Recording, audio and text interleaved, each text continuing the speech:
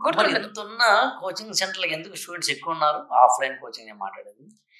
Sir డెఫినిట్‌గా ఎక్కువున్నారు అంటే అది ట్రెండ్ అలా ఫాలో అయిపోతున్నారు ఒక రకంగా చూసుకుంటే. సెకండ్ థింగ్ అందరికి ఈ ఈ నోషన్ కూడా మధ్యన ఉంది.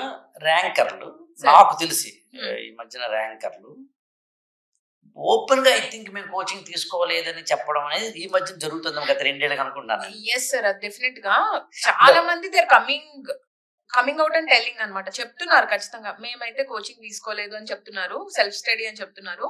కొంతమందయితే కోచింగ్ తీసుకున్నాము. కానీ మాకు ర్యాంక్ రావడానికి ఒక 4, 5 ఇయర్స్ పట్టిందంటే దాని రీజన్ కూడా వాళ్ళు ఎక్స్‌ప్లెయిన్ చేయగలుగుతున్నారు. లైక్ కోచింగ్ తీసుకుంటే వాళ్ళకి వెంటనే వచ్చేయాలి. అది రావట్లేదు. అంటే something they are working from their side. ఆ నెక్స్ట్ 2, 3 ఇయర్స్ గ్యాప్ ఏదైతే పట్టిందో వాళ్ళు ఏదో డిఫరెంట్‌గా అయితే చేసుండాలి. సో, అలాంటివి కూడా చాలా మంది చాలా ఓపెన్‌గా చెప్తున్నారు ఈ మధ్యన. అవును. ఈ మధ్య గత 2 ఏళ్లుగా అంటే ఎక్కువగా వాళ్ళ చెప్తున్నారు. ఫోటోలు కోచింగ్ సెంటర్‌లో ఉంటే ఉండొచ్చు కాక. ఆ! It's a technical point. అంటే ఇట్స్ ఓకే సార్. ఇప్పుడు ప్రతి ర్యాంకర్ ఫోటో మల్టిపుల్ కోచింగ్ ఇన్‌స్టిట్యూట్స్‌లో ఉంటుంది. కారణం ఏంటి? కారణం ఎందుకు అంటే ఇదో టెస్ట్ సిరీస్ రాస్తాం సార్. లేకపోతే మాక్ ఇంటర్వ్యూకెళ్తాము.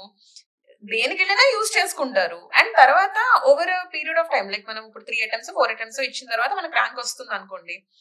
నేనే ఇప్పుడు అలా మల్టిపుల్ అటెంప్ట్స్ ఇస్తున్నాననుకోండి.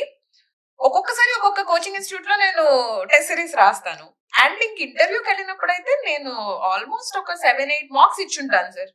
సో, ప్రతి వాళ్ళు నిజంగానే ర్యాంక్ వస్తే మొత్తం అందరూ వేసుకుంటారు గదా మన పేరు. And there is no mistake in that. వేసుకుంటే వేసుకోనివ్వండి. కానీ స్టూడెంట్స్ లైక్ కొత్తగా ప్రిపరేషన్ స్టార్ట్ చేసే వాళ్ళు మాత్రం దాన్ని బేస్ కింద తీసుకొని కోచింగ్ ఇన్‌స్టిట్యూట్‌లో అయితే జాయిన్ అవ్వక్కర్లేదు. అవును.